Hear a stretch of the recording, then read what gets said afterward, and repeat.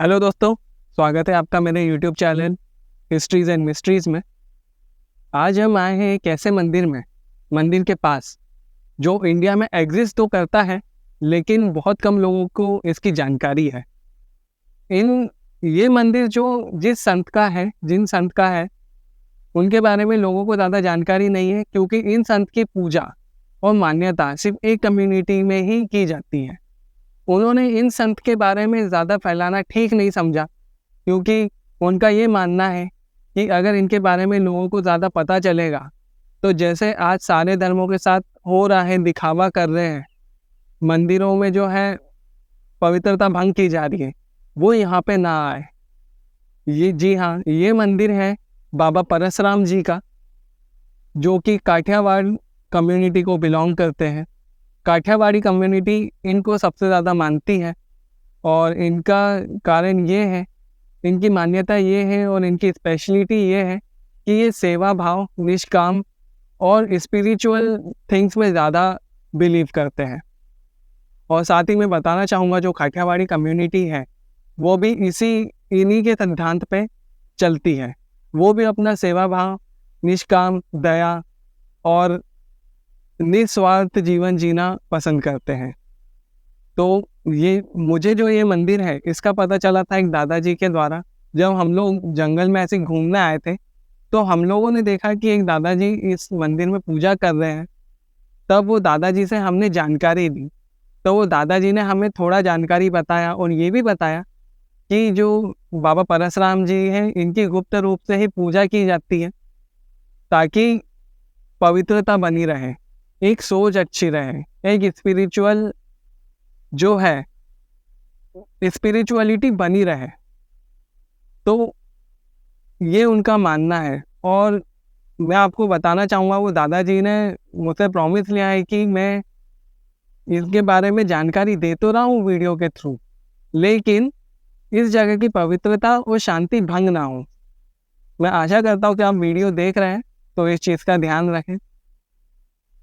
अब मंदिर के बारे में तो मैंने आपको बता दिया है, लेकिन आइए मैं आपको बताता हूँ कि जो ये संत है, जो महात्मा है बाबा परसराम जी, इनके बारे में, जो इनके जीवन के बारे में थोड़ी सी जानकारी मैं आपको देता हूँ। आपको ये चीज़ इंटरनेट पे नहीं मिलेगी, मुझे ये वो दादाजी से ही मिली थी, जिनका मैं शुक्रिया करना चाहूँगा। तो बाबा परसराम जी वो काठियावाड़ के छोटे से गांव दूधिया में पैदा हुए थे। ये कई साल पहले की बात है, मुझे भी एग्जैक्ट ईयर नहीं पता है, लेकिन काफ़ी समय पहले की बात है। दूधिया गांव में इनका जन्म हुआ था। वहाँ पे इन्होंने अपने जीवन का जो बड़ा हिस्सा है वो जंगलों के बीच में ध्यान करते हुए बिताया है, क्योंकि उन्हें ज्ञान और अपने जीवन में शांति लाना था।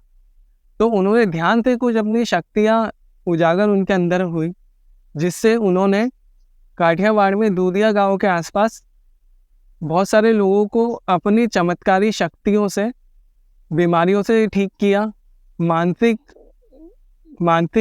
जो कैसे कहेंगे, मेंटल हेल्थ जो हम बोलते हैं, जिससे वो परेशान रहते थे लोग, उनको उन्होंने शांति दिलाई, एक रास्ता दिखाया ताकि अपने जीवन में अच्छा कर सके और ज़्यादा परेशान ना रहे।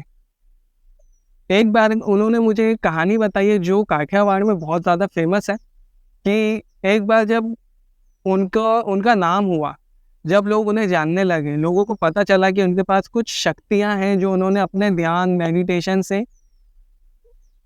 इकट्ठा की है या उनके साथ आई है, तो उनको ये शक्ति प्राप्त हुई है। जब उनका नाम होने लगा था, वो लोगों को ठीक करने लगे थे, काफ़ी चीज़ों में लोगों की परेशानियां दूर करने लगे थे, तब वहाँ पे उस एरिया में बहुत ज़्यादा सूखा होने लगा। तो लोगों ने उनके पास आके विनती करी कि वो कुछ ऐसा करे कि बारिश हो जाए, ताकि फसलें बर्बाद ना हो, सूखा ना पड़े, जिससे वहाँ की जो जनजाति है काफ़ी इफेक्ट पड़ रहा था। तो उन्होंने थोड़े टाइम के लिए गहरे ध्यान में गए, मेडिटेट किया, भगवान से प्रार्थना की। तो उसका रिजल्ट ये रहा कि कुछ ही टाइम में वहाँ पे बादल आने लगे और बहुत अच्छी बारिश होने लगी, जिससे वहाँ का सूखा खत्म हुआ। साथ ही फसलें भी अच्छी होने लगी। आज भी वहाँ पे उस एरिया में साथ ही में जो काठियावाड़ी कम्युनिटी जहाँ भी जाती है, रहते हैं और उनकी जो पूजा करते हैं, अगर वो उनसे प्रार्थना करते हैं तो उनकी फसलें, खेती बहुत अच्छी होती है। ये मैंने भी देखा है। तो ये थी जो थी अपनी मेन कहानी जो हमें उन दादाजी ने बताई है। और उन्होंने ये भी बताया साथ में जो इनका सिद्धांत है, जो इनके जो फॉलोवर्स हैं, भक्त कह सकता हूँ, फॉलोवर्स कह सकता हूँ, उनका मानना ये है कि परशुराम जी ने इन कम्युनिटी वालों को, काठियावाड़ी लोगों को एक सीख दी है, जिस पे ये सारी जिंदगी अपनी पीढ़ियों को भी सिखाते हैं। वो ये है कि निष्काम सेवा रखें, दान करें, कर्म करें, अच्छे कर्मों और अच्छी सोच के साथ जिए, कभी भी अपनी भक्ति का दिखावा ना करें। ये उनके सिद्धांत है और उन्होंने ये मेन चीज सिखाई है कि हर जीव को एक भगवान का रूप समझे। जो भी जीव है, जहाँ पे भी जीवन मिलता है, उसमें भगवान समाये हुए हैं। ये परशुराम जी का मानना था और अपने शिष्यों को और भक्तों को उन्होंने यही सिखाया है, जो आज भी उनमें देखी जाती है। साथ ही मैं आपको ये बताना चाहूँगा कि बाबा परशुराम जी के जितने भी भक्त हैं, आज भी है, मैं जिनसे मिला हूँ, वो भी दिखावे में विश्वास नहीं करते हैं। वो अपना जीवन घूमते हुए बिताते हैं। छोटे से जीवन में वो खेती करते हैं और लोगों को दान धर्म का सीख देते हुए दान धर्म करते हैं। और ये मंदिर साथ ही दूसरे मंदिरों का भी जिम्मा लेके वहाँ पे भी पवित्रता बनाए रखी है उन्होंने आज भी। तो ये देख के बहुत अच्छा लगता है। तो दोस्तों, ये थी बाबा परशुराम जी के मंदिर जहाँ पे मैं आपको लेके आया हूँ। उनके बारे में जो जानकारी मिली है, छोटी सी जीवनी जो दादाजी ने मुझे बताई है, वो मैंने आपके सामने रखी है। आई होप आपको अच्छी लगी हो। आशा करता हूँ कि आपको ये जानकारी ठीक लगी हो।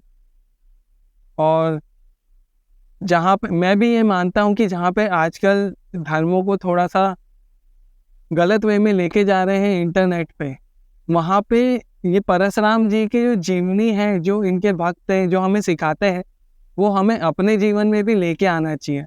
वो है एक रियल भक्ति जो हम भगवान के लिए कर सकते हैं। सच्चे मन से भक्ति करें, भगवान को माने, ना कि दिखावा करें। बस आप लोगों के लिए यही मैं लेके आया था, जो मुझे पता चला है। आशा करता हूँ आपको अच्छा लगा हो। आज के लिए इतना ही। जल्दी लेके आऊँगा आपके लिए एक नया टॉपिक और एक नई चीज़ जिसके लिए मैं आपको वीडियो लेके आ सकूँ। बहुत बहुत धन्यवाद। और मेरे चैनल, अगर ये आपको अच्छा लगा हो तो मेरे चैनल को आप सब्सक्राइब करें, वीडियो को लाइक करें, कमेंट करके बताइए कि कैसा लगे और मैं क्या इम्प्रूव कर सकता हूँ अपने वीडियोस में, या क्या टॉपिक्स में और लेके आ सकता हूँ। अभी के लिए इतना ही। बहुत बहुत धन्यवाद। फिर मिलेंगे एक नए टॉपिक के साथ। आपका दिन शुभ हो और आपके जीवन में खुशियाँ ही खुशियाँ रहें।